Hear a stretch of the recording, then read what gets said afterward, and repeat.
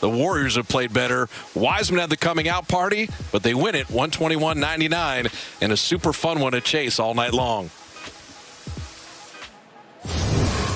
Andrew Wiggins there, a fun one, wire-to-wire victory. They get out to a 14-point lead in the first quarter and never look back. And it all started with Steph Curry. I mean, the man is making his mark as an MVP candidate here as we break his game down tonight. 26 points, 11 rebounds, 7 assists. Willie and D. Wright break down his game tonight. First half, he saw a lot of man-to-man. Second half, box and one. He handled both defenses exquisitely. Here, he takes on the whole team, Darrell. Whole team. 5 guys right to the basket. Yeah, that was nice right there.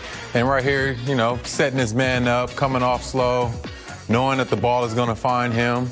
Draymond knowing that his guy, what he needs, split action. I think the Warriors do this better than anybody in the NBA. Split action and get easy 3. And get 1, 2, 3, 4. That's what he got. 4. That was a nice split action.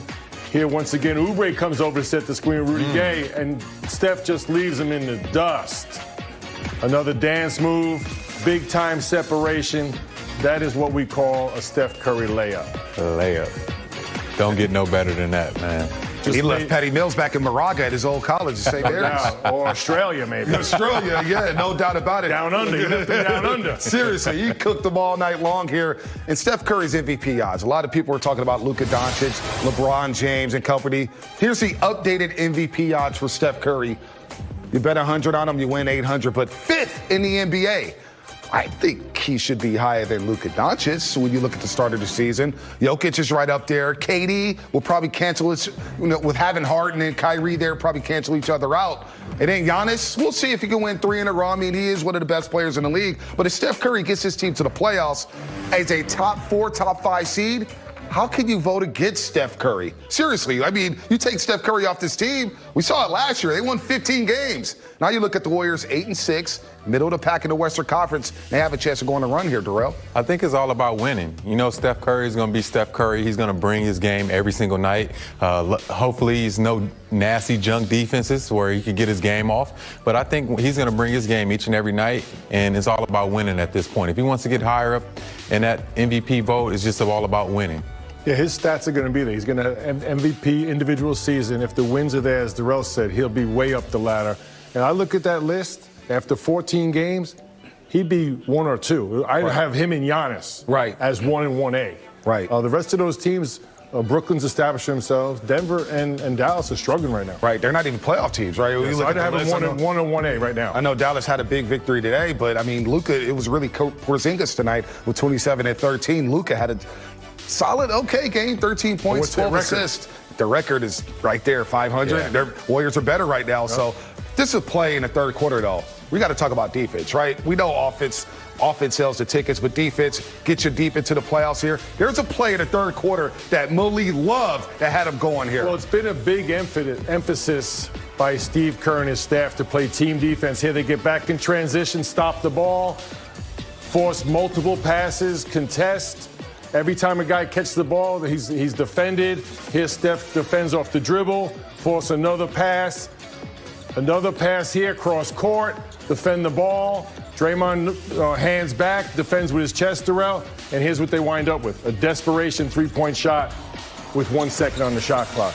That's beautiful team defense and something we've heard Steve Kerr emphasize each and every day.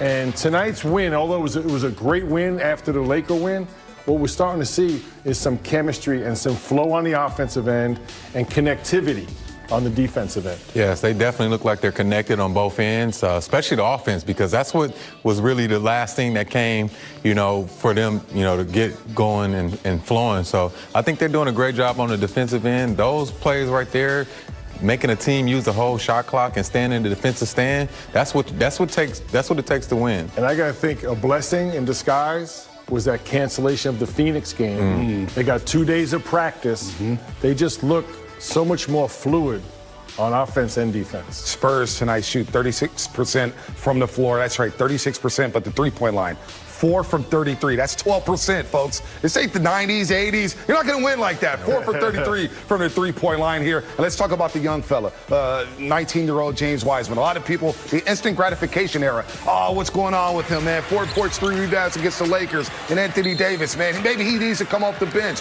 He's not ready yet. Well, he looked more than ready tonight. He was ready to go against Aldridge. He was breaking the rim today, Darrell. Hanging on the rim left and right. Warriors found him for some easy loss here as he had a career-high 20 points. Yeah, and I think what Wiggins said right after the game, this is a learning experience for him. It's a long season, and, you know, if he keep being in the right places, that dunker area, he's going to see a lot of easy layups, a lot of lobs over the top of the defense. So, hey, man, it's a long season. I know this is going to be one of those feel-good games that's going to carry over to the Knicks game. So, man, he's in the right spots. He just got to keep doing what he's doing.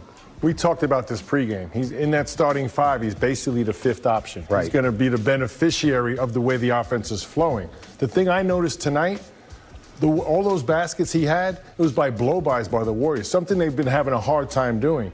And tonight, for whatever reason, each and every player got by his man, forced help, and those lobs were there. Yeah. So either the Warriors got much quicker or the Spurs didn't play much defense, but they were blowing by and finding him for lobs. Got to think a little bit of both, though. But Wiseman, what do you have, like 5, 6 dunks tonight? Very good game for him. Positive step forward for the 19-year-old. More on Wiseman coming up later in the show with Kareth Burke as she breaks down his game here. But let's take a look at the Western Conference standings. We're just talking about it. Look at Dallas. They're not even in the playoffs right now. A 500 basketball team alongside Denver. The Warriors with the victory. Now the number 5 team in the Western Conference, Portland. Nurkic is out for about 6 weeks. He'll get reevaluated in 6 weeks. C.J. McCollum's going to be out for a while. Portland, we expect to dip. San Antonio, they may dip here. But we'll see the Utah Jazz on Saturday night. The Warriors are traveling to Salt Lake City. Warriors right there in the middle of the pack, Darrell. Yes, a loaded West, and they're doing their job. They're taking care of the teams that they should beat. And, you know, when the good teams, the top teams on both sides, they're taking care of business as well. So they continue to do that, beat the teams they're supposed to beat, and then give the other top teams a run for their money. I think they're gonna sit right there in the middle of the pack all season long. That's a really impressive start. Yes. For no training camp, a bunch of new players, right? You got one of your superstars out for the season. To get off to an 8-6 start, I think was very impressive, but really important. Because if they were down, you know, 8, 9, or 10 now, right, it becomes a big-time struggle. So a great 14-game start and continued success. That's what they got to really take each day at a time. They had the third toughest schedule coming into tonight. Think about that. Young team, haven't played well together. Third toughest schedule coming into tonight. It lightens up a little bit here in the next 4 games, but that is very impressive with wins over the Lakers and the Clippers. Wins over the Lakers and Clippers. So big time momentum here for the Golden State Warriors in the West. And then we'll see them here. The New York Knicks tomorrow night on a back-to-back. Tough team. Thibodeau has them playing well. Julius Randle's having a monster season. And of course the Utah Jazz. Then they play Minnesota for 2 games here. So if you can go 3-1, get greedy, maybe go 4-0. The Warriors, I think, will be sitting pretty going into their next stretch here. Well, I think the thing that they've done best is coming to each and every game with a game plan, offensively and defensively, and sticking to it. And they've kind of redefined themselves. You know, they had 5 years of elite basketball where they walk in and blow people up by 30. They seem to be a blue-collar, gritty, do whatever we have to do that game to get the W. Definitely. They just got to come in and be scrappy. I think they're doing a great job this season with the carryover. They come off a good game, a good win, and the next game you see the energy, how they get off to a good start. I think tonight was the first game that they played a complete 48-minute game all season. So if they continue to do this and bring that same energy against these teams that they have coming up, they're going to be sitting good after this homestand. No doubt about that. Big-time win for the Golden State Warriors. Wire to wire. Spurs only make 4 threes tonight. We'll hear from Kareth Burke a little bit later, and we'll hear from